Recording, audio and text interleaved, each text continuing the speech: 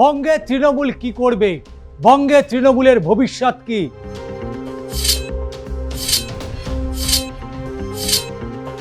মমতা বন্দ্যোপাধ্যায়ের আগামী দিনে কি অবস্থানে থাকবেন?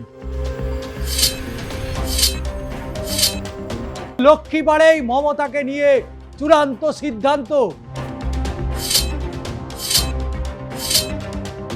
মমতার সঙ্গী হলে হাত ছাড়বে বামেরা, প্রভাব পড়বে ইন্ডিয়া জোটে।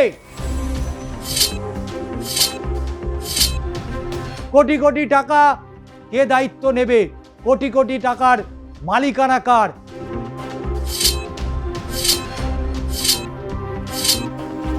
নমস্কার, আমি ষষ্ঠী চট্টোপাধ্যায়। শুরু করছি দাদা দিদির রাজনীতি।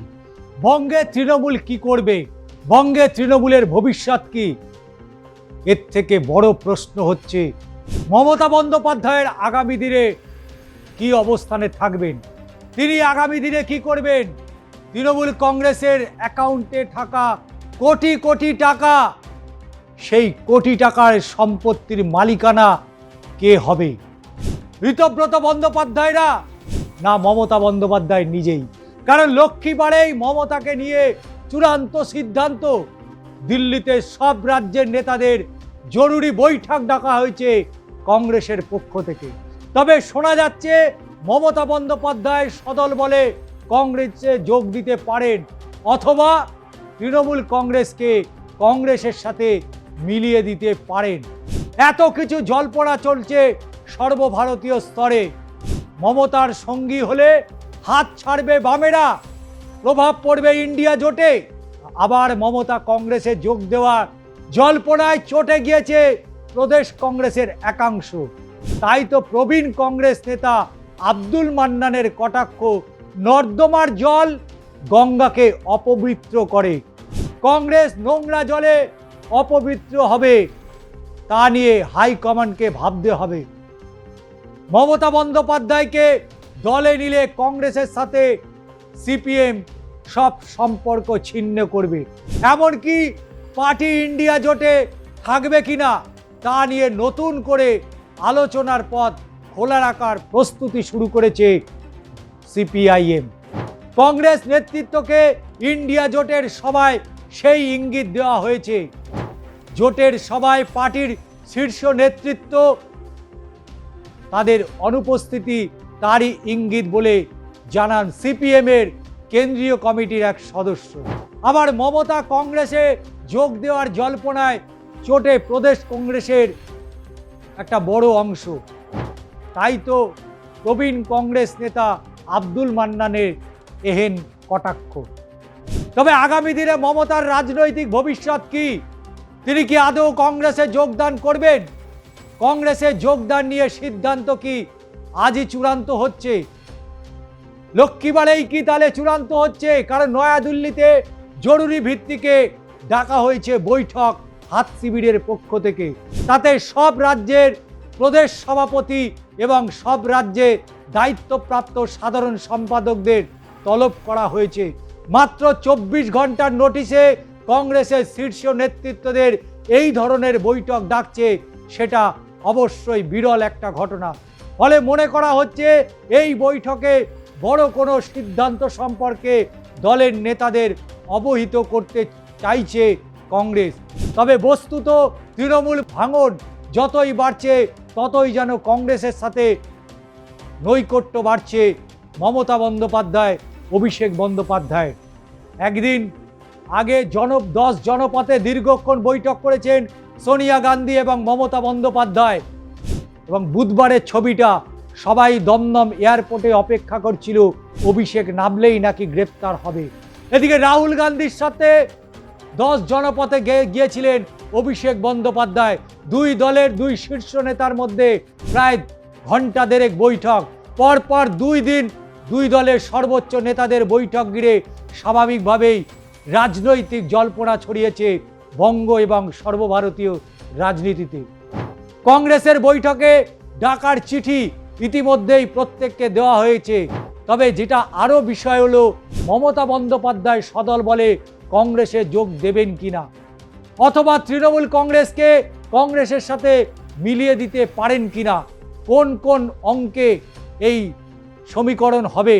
কারণ মমতা এবং অভিষেকের কংগ্রেসে যোগদান নিয়ে এক প্রস্ত আলোচনা হয়েছে দুই দলের নেতাদের শীর্ষস্তরের বৈঠকে।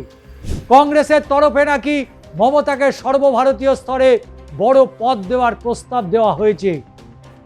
ওদিকে ভাইপোকেও সর্বভারতীয় সাধারণ সম্পাদকের মতো কোনো বড় পদে কথা ভাবা হচ্ছে এআইসিসির তরফ থেকে।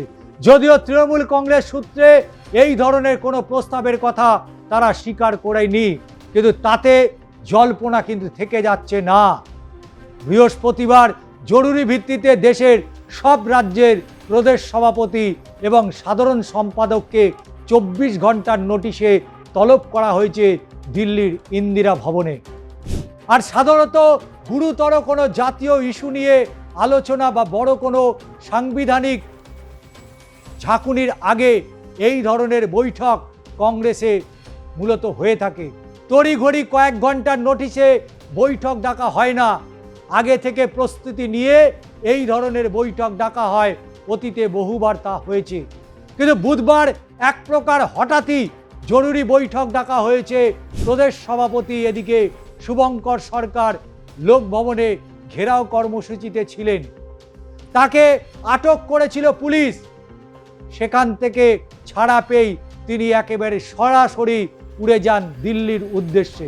স্বাভাবিকভাবেই এহেন জরুরি বৈঠক কংগ্রেস ডাকায় প্রশ্ন উঠছে, তাহলে কি মমতাকে নিয়ে বৃহস্পতিবার চূড়ান্ত কোনো সিদ্ধান্ত নেবে জাতীয় কংগ্রেস, নাকি কোনো সিদ্ধান্ত নেওয়া হয়ে গিয়েছে সেটা স্রেফ জানিয়ে দেওয়া হবে প্রদেশ সভাপতি এবং কংগ্রেসের সম্পাদকদের। তাই স্বাভাবিকভাবেই অবশ্যই আজকে দিনভর দিল্লির দিকেই নজর রাখতে হচ্ছে, কারণ দিল্লিতেই হবে চূড়ান্ত ফাইনাল ম্যাচ। মমতার ভবিষ্যৎ আগামী দিনে কোন স্রোতে বইবে। মমতা বন্দ্যোপাধ্যায় তৃণমূলকে একেবারে লাটে তুলে দিয়ে তিনি কংগ্রেসে যোগদান করবেন কিনা। যদি এক্ষেত্রে সরাসরি তিনি কংগ্রেসে যোগদান না করেন, তাহলে গুটি কয়েক সাংসদ এবং গুটি কয়েক বিধায়কদের নিয়েই তাহলে কংগ্রেসের সাথে একটা আঁতাত বা একটা জোট করবে কিনা। কারণ বিগত সময় আমরা দেখেছিলাম এ রাজ্যের বিধানসভা নির্বাচনে কংগ্রেসকে সঙ্গী করে বিধানসভায় সরকার গঠন করেছিল মমতা বন্দ্যোপাধ্যায়ের তৃণমূল কংগ্রেস, কিন্তু সময় আজকে অতীত হয়ে গিয়েছে। আজকে কংগ্রেস 294টি আসনে তারা প্রার্থী দিয়েছিল 26-এর বিধানসভা নির্বাচনে। তারাই একমাত্র আপ্রাণ চেষ্টা চালিয়েছিল 294টি আসনে একা লড়াই করার, করেছে লড়াই, 2টো আসন তারা পেয়েছে। আগামী দিনে কংগ্রেসের ঘর কিন্তু ভর্তি হতে শুরু করেছে। প্রদেশ কংগ্রেসের দপ্তর রয়েছে, সেই প্রদেশ কংগ্রেসের দপ্তরে ভিড় কিন্তু বাড়ছে।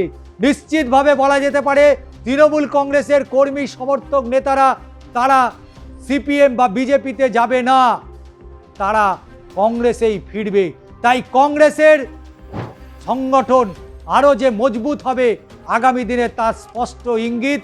সর্বভারতীয়তে সোনিয়া গান্ধী, রাহুল গান্ধী, মমতা বন্দ্যোপাধ্যায়ের, অভিষেক বন্দ্যোপাধ্যায়ের যে বৈঠক হচ্ছে সেই বৈঠক থেকে অনেকগুলো ইঙ্গিত উঠে আসছে।